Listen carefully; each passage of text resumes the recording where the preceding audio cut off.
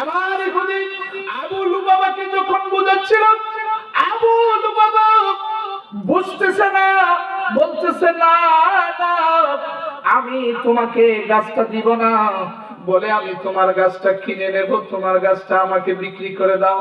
সুবহানাল্লাহ বলেন। এতিম বাচ্চাটা বলতেছে, আবু লুবাবা রে, ও আবু লুবাবা, তোমার গাছটা বিক্রি করে দাও, আমি কিনে নেব। চিন্তা করেন, গাছ কিন্তু এতিম বাচ্চার সীমানায়। সুবহানাল্লাহ কম। তারপরে বলতেছে তোমার গাছটা বিক্রি করে দাও।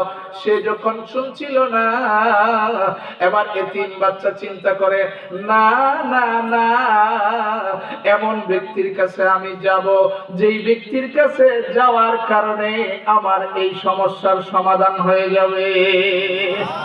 আল্লাহু আকবার। কোন ব্যক্তির কাছে চলে গেল? আবু লুবাবা বুঝানোর পরে এবার এতিম বাচ্চাটা ওই মদিনাতুর রাসূল, মদিনার নবী রাহমাতুল লিল আলামিন, উম্মতের কান্ডারি দরদি নবী, তার কাছে গিয়ে বলতেছে, আসসালাতু ওয়াসসালামু আলাইকা ইয়া রাসূলুল্লাহ। সুবহানাল্লাহ। আসসালাতু ওয়াসসালামু আলাইকা ইয়া হাবিবাল্লাহ। নবী গো, ও নবী, আমার খেজুর গাছের বাগান, আমার খেজুর বাগানের মধ্যে আমি একটা দেয়াল নির্মাণ করব। এই লুবাবার একটা গাছের জন্য আমার দেয়ালটা সোজা হচ্ছে না। আমি লুবাবাকে বলেছি গাছটা দিয়ে দেওয়ার জন্য।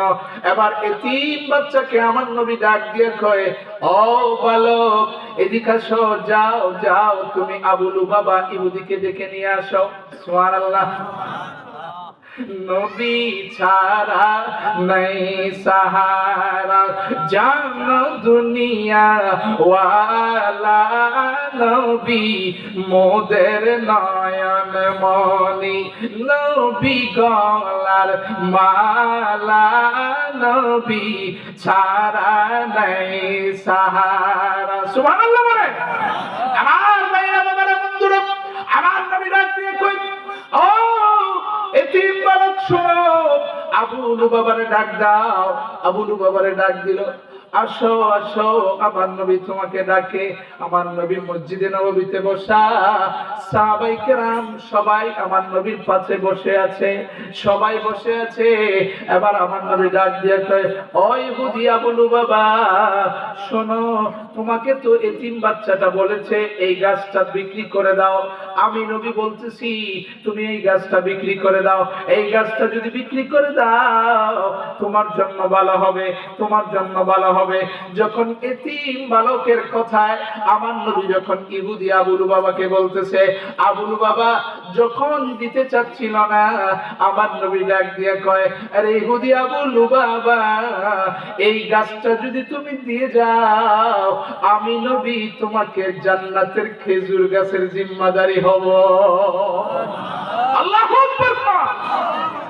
আমার নবী ডাক দিয়ে কয়, আরে আবু লুবাবা, এই আবু লুবাবা, যদি তুমি দুনিয়ার জমিনে একটা গাছ দিয়ে দাও, আমি নবী জান্নাতে অসংখ্য খেজুর বাগানের জিম্মাদারি আমি নিয়ে নিলাম। সুবহানাল্লাহ।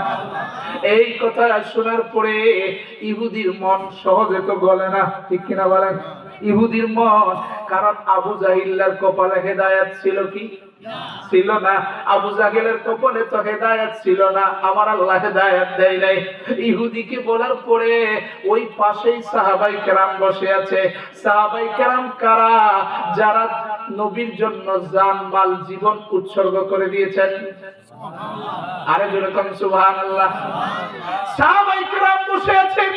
এবার সাহাবায়ে কেরাম, এদের মধ্যে একজন সাহাবা যার নাম ছিল আবু দাহদা রাদিয়াল্লাহু তাআলা আনহু। সুবহানাল্লাহ।